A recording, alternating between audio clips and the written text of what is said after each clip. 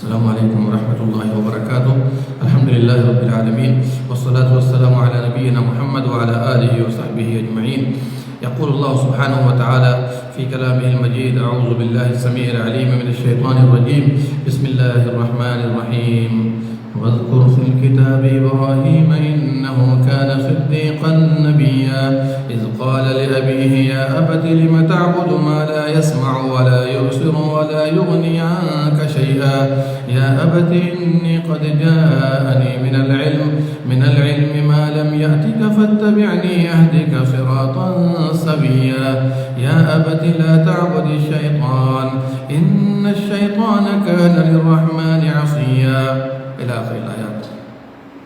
میرے بھائیوں، دعوتی ناحیے سے نبی صلی اللہ علیہ وسلم ابراہیم علیہ السلام کی سیرت میں ہمارے لیے بہت سے اصول ہیں اور بہت سے قواعد ہیں۔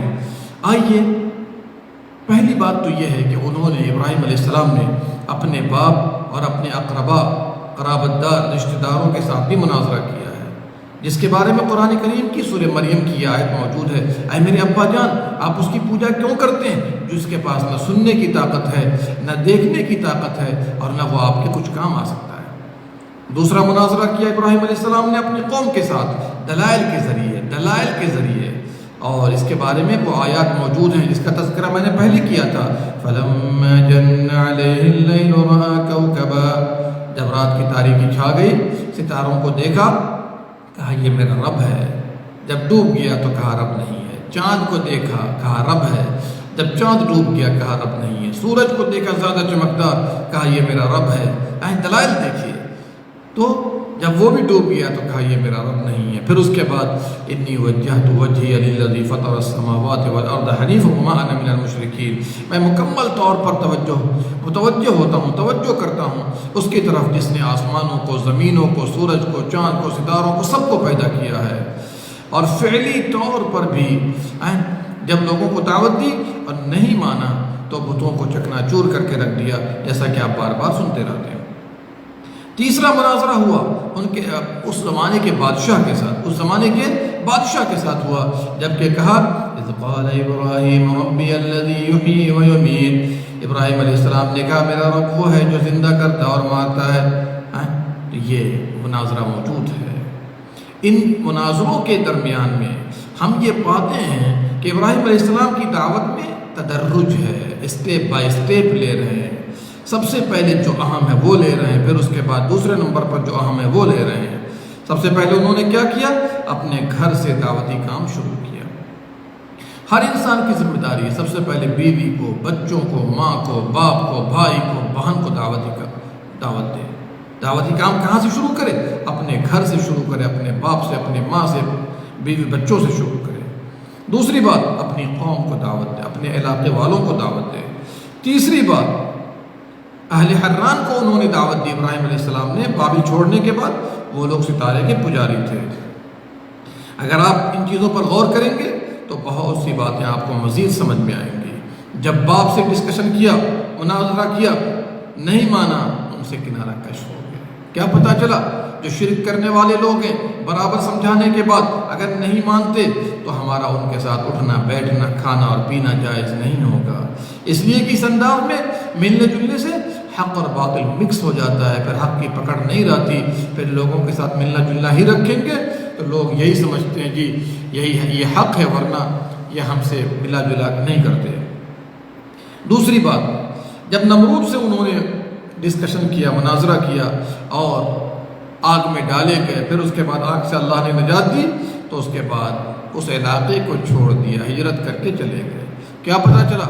اگر لوگ نہیں مانتے ہیں تو اس کا یہ مطلب نہیں ہے کہ ہم کفار مشرکین کے ساتھ برابر لگے رہیں گے، نہیں، ہم پر ذمہ داری آتی ہے کہ ہم اس جگہ سے ہجرت کر جائیں۔ تیسری بات، بتوں کا توڑنا اس بات پر واضح دلیل ہے کہ انسان اگر منکر کو، برائی کو ہاتھ سے روکنے پر قادر ہے تو ہاتھ سے روکے، اور اگر قادر نہیں تو زبان سے روکے، جیسا کہ معروف ہے۔ چوتھا پہلو یہ سمجھ میں آتا ہے کہ محبت اور نرمی دعوتی کام میں ضروری ہے۔ دعوت دینے میں نرمی اور محبت ہونی چاہیے۔ بتائیے، ان کے والد ابراہیم علیہ السلام کے والد بتوں کو بناتے تھے، پوجتے تھے، بیچتے تھے، اس کے باوجود 4 مرتبہ اللہ نے ان کے لیے استعمال کیا ابراہیم علیہ السلام کی زبانی، یا ابتی یا ابتی یا ابتی، اے میرے ابا جان، اے میرے ابا جان، اے میرے ابا جان۔ یہ نہیں کہ ایک کافر مشرک تو گمراہ ہو گیا، بالکل نرمی اور محبت سے سمجھا رہے ہیں۔ چھٹی بات یہ ہے کہ دلائل پیش کر رہے ہیں، قرآن و سنت کے دلائل اور حقیقت کے دلائل پیش کر رہے ہیں۔ اب بتائیے مجھے، لما تعبد، ان کی پوجا کیوں کرتے جو نہ سنتے ہیں، نہ دیکھتے ہیں، نہ آپ کے کام آ سکتے ہیں۔ دلیل پیش کیا، یہ نہیں کہا باپ داداؤں کا طریقہ یہ ہے، فلانے کا طریقہ یہ نہیں، دلائل پیش کیجیے دعوت میں۔ اور یہ دلیل کے بغیر، علم کے بغیر دعوتی کام نہیں ہوتا۔ چھٹی بات یہ ہے، دلیل بھی کیسی ہونی چاہیے؟ منہج ربانی پر ہونا چاہیے مبنی۔ دلیلیں کیسی ہو؟ منہج ربانی پر مبنی ہو۔ یا ابت انی قد جاءنی من العلم، اللہ کے پاس سے جو علم آیا ہے۔ یا ایھا الرسول بلغ ما انزل الیک من ربک، رب کی جانب سے جو نازل کیا گیا ہے اس کو پہنچائیے۔ کیا پتہ چلا؟ یہ منہج ربانی ہے، علم ہونا چاہیے، اور علم قرآن و سنت کا ہونا چاہیے۔ خواب، منامات، کرامات یہ علم نہیں ہے، علم قرآن و سنت ہے۔ چلیے 7ویں بات یہ ہے، اہل باطل سے آدمی کو دور رہنا چاہیے، ورنہ بہت ممکن ہے کہ آدمی اس میں پڑ جائے گا۔ دور رہنے کا یہ مطلب نہیں، بغض رکھنے کا یہ مطلب نہیں کہ ان کو دعوتی کام نہیں کریں گے، لیکن اتنا ضرور ہوگا کہ بار بار سمجھانے بجھانے کے بعد ہمارا ان کے ساتھ اٹھنا بیٹھنا کھانا پینا نہیں ہونا چاہیے، ورنہ دل خلط ملط ہوگا اور پھر اس کے بعد وہ اسی گمراہی پر لگ جائے گا۔ جیسا کہ ابراہیم علیہ السلام نے کہا، یا ابت لا تعبد الشیطان، اے میرے ابا جان شیطان کی پوجا نہ کیجیے، اس لیے کہ جو شرک کرنے والا ہے، بدعت و خرافات کرنے والا ہے، یہ سب شیطان کے پجاری ہیں۔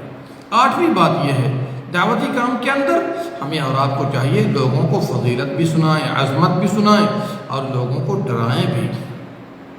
وعد و وعید دونوں ہونا چاہیے۔ اللہ نے فرمایا، الذین آمنوا ولم يلبسوا ایمانهم بظلم اولئک لهم الامن وهم مہتدون۔ دیکھیے دعوت دیتے ہوئے فضیلت بھی سنائیے کہ جو لوگ ایمان لائے اور اپنے ایمان کو شرک کے ساتھ، ظلم کے ساتھ خلط ملط نہیں کرتے، ان کے لیے امن ہے، سب سے پہلے دل میں، پھر گھر میں، پھر علاقے میں، پھر پورے ملک میں، پھر دنیا میں اور آخرت میں، قبر میں، ہر جگہ امن ہے۔ کس کے لیے؟ جو ایمان لائے اور ایمان کو شرک سے خلط ملط نہ کرے اور ایمان کے تقاضوں کو پورا کرتا رہے۔ دیکھا آپ نے، وعید بھی دیکھیے، لوگوں کو ڈرایا بھی ہے، یا ابت انی اخاف ان یمسک عذاب من الرحمن، اے میرے ابا جان میں ڈرتا ہوں کہیں ایسا نہ ہو کہ اللہ کا عذاب پکڑ لے۔ دیکھا، پہلے وعدہ اس کے بعد وعید۔ 9ویں بات یہ سمجھ میں آتی ہے کہ ہمیں اور آپ کو تدرج پر عمل کرنا چاہیے۔ الاہم فالاہم، جو سب سے پہلے اہم ہے وہ بتائیے، اور سب سے پہلے اہم کیا ہے؟ دعوت توحید دیجیے، شرک سے روکیے، توحید اور اس کے اقسام کو بیان کیجیے۔ توحید کے ساتھ کیا کیا چیزیں نقصان دہ ہوتی ہیں، توحید کو چوٹ پہنچانے والی ہوتی ہے، وہ بیان کیجیے۔ اور کہاں سے شروع کرنا ہے؟ اپنے گھر سے، رشتہ داروں سے، اور اس کے بعد وہ اسلوب نہ لائیے جس کو سن کر کے آدمی دور ہونا شروع ہو جائے، محبت اور نرمی کے ساتھ ہونا چاہیے، اور دلیلوں کو اسٹیپ بائی اسٹیپ پیش کیجیے، جیسا کہ ابراہیم علیہ السلام نے پہلے ستارے کی بات کی، پھر چاند کی بات کی، پھر سورج کی بات کی، اور پھر ایک اللہ واحد کی بات کی۔ اس سے یہ ہمیں معلوم ہوتا ہے کہ ہمیشہ اسلام نے ہمیں سکھایا ہے کہ جو اہم ہے سب سے پہلے لایا جائے، اور جو اس کے بعد ہے اس کو بعد میں لایا جائے۔ لہٰذا یہ چند باتیں ہم نے اختصار کے ساتھ رکھ دی ہیں۔ اللہ سبحانہ و تعالیٰ سے دعا گو ہوں کہ رب العالمین ہم تمام لوگوں کو کہنے سننے سے زیادہ عمل کرنے کی توفیق دے۔ ابراہیم خلیل اللہ علیہ السلام کی زندگی سے جو ہمیں دعوتی پہلو سمجھ میں آتا ہے، دعوتی پہلو پر ہم نے غور کیا ہے، دعوتی پہلو جو نظر آتے ہیں، اللہ ہم سب کو اس پر چلنے اور اپنی زندگی میں اتارنے کی توفیق دے، اور ان کوششوں کو اللہ کامیاب کرے۔ آمین یا رب العالمین۔ اللہم صلی علی نبینا محمد وعلی آلہ وصحبہ اجمعین۔